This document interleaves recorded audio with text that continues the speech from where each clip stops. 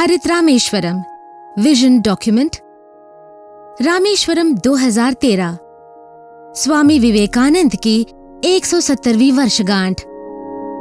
विवेकानंद केंद्र प्राकृतिक संसाधन विकास प्रकल्प natural resource development project VK नार्डव द्वारा रामेश्वरम के उपेक्षित, उजड़े, दूषित तीर्थों, पवित्र जल क्षेत्रों का नवीनीकरण प्रारंभ। आज ये कार्यक्रम प्रगति पर है। तीर्थों का पुनः जगमगाता जल तीर्थ यात्रियों का ध्यान अपनी ओर आकृष्ट कर रहा है। इस सफलता का स्वाभाविक अगला कदम रामेश्वरम 2014। वीके नार्डव का उद्देश्य है रामेश्वरम के लिए एक हरित तीर्थ के आदर्श के विकास को गति देना। रामेश्वरम अनंत काल से दक्षिण भारत का सर्वाधिक लोकप्रिय और संपूर्ण भारत का एक अग्रणी तीर्थ क्षेत्र रहा है, परंतु आज ये क्षेत्र स्वस्थ वातावरण के अभाव, उदासीनता, प्रदूषण, आलस्य से ग्रस्त हो गया है।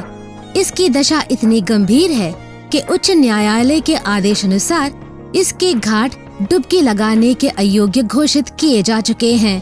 फिर भी सारे भारत से आए हजारों तीर्थयात्री यहाँ न सिर्फ डुबकी लगाते हैं बल्कि नहाते भी हैं। ये तीर्थ क्षेत्र मंदिर के चारों ओर ही सीमित है। इस मंदिर की सांस्कृतिक संभावनाएं भी पूर्ण रूप से विकसित नहीं की गई है। मंदिर के बाहर की दुकानें चीनी खिलौनों और हानिकारक प्लास्टिक की बोतलों से भरी दिखती हैं। इन्हीं बोतलों में पवित्र तीर्थ जल ले जाया जाता है।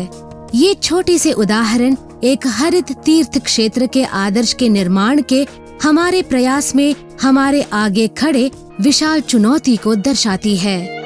हमने समाज के विभिन्न वर्गों से बातचीत के समय और उन्हें स्वच्छ रामेश्वरम के अभियान से जोड़ने के समय ये देखा कि जिला प्रशासन के प्रयत्नों के बाद भी स्थानीय रहवासी और तीर्थ यात्रियों का इस तीर्थ क्षेत्र को हरित और स्वच्छ बनाने में सहभागिता का अभाव है।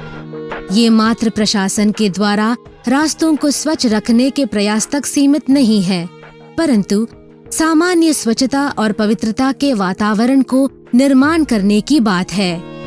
ये इस टापू में व्याप्त नकारात्मक व्यवहार को बदलने का संकल्प है। इसके लिए आवश्यक है एक सक्रिय योजना।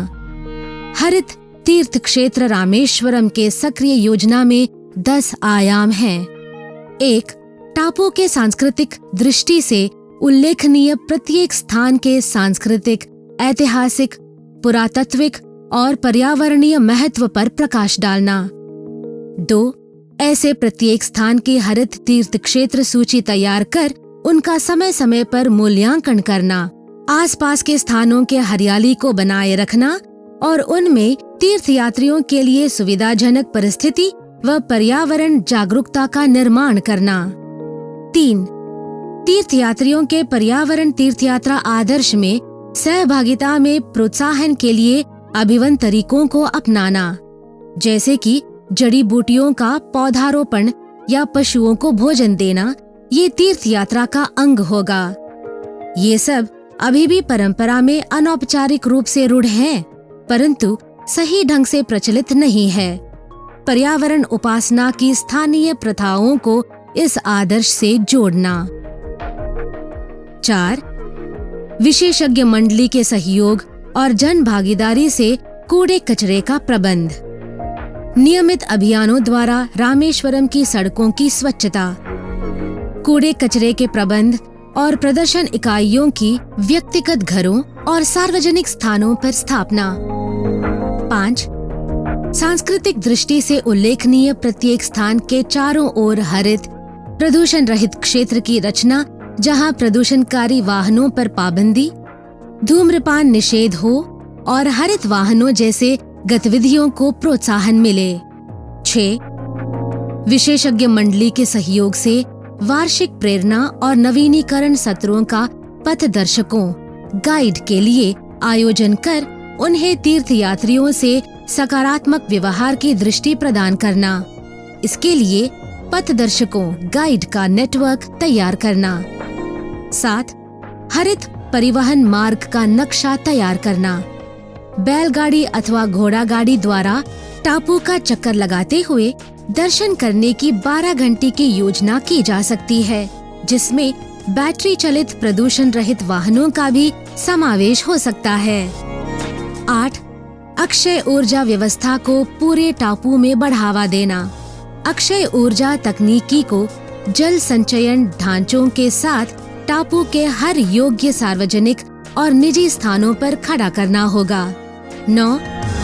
रामेश्वरम विशिष्ट शिल्पकृतियाँ जो टापू के सांस्कृतिक व पर्यावरण आध्यात्मिक महत्व को दर्शाती हो के माध्यम से तीर्थ यात्रा के स्तर को उठाना। टापू के निवासियों के लिए आजीविका के नए अवसर खोजना। 10. संपूर्ण टापू में पर्यावरण सांस्कृतिक जागरूकता के विस्तार के द्वारा तीर्थयात्रियों और निवासियों में टापू के धरोहर से स्वाभाविक जुड़ाव जो उनके स्वभाव को पर्यावरण और स्वच्छता के अनुकूल बनाए।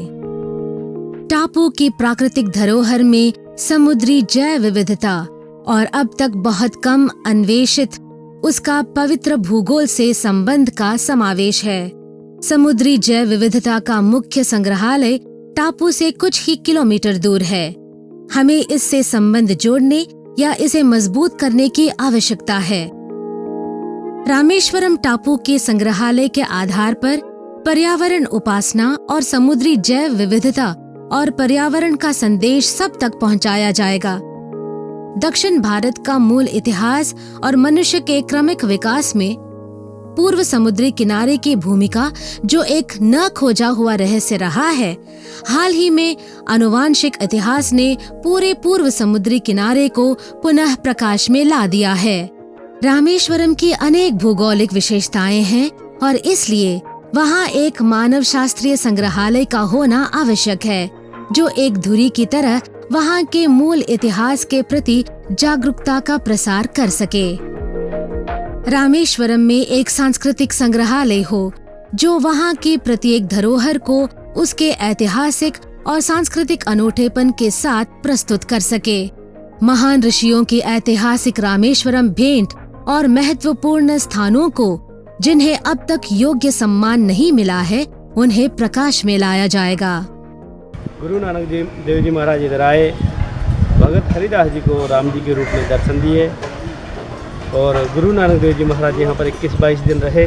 Where Swami Vivekananda stayed for 2 days in 1897 while coming back from Chicago. इस प्रकल्प को कार्यान्वित करना सरल काम नहीं है, फिर भी पिछले वर्ष वी.के. नारद द्वारा तीर्थों के किए गए अविश्वसनीय पुनरुद्धार ने आशा जगाई है।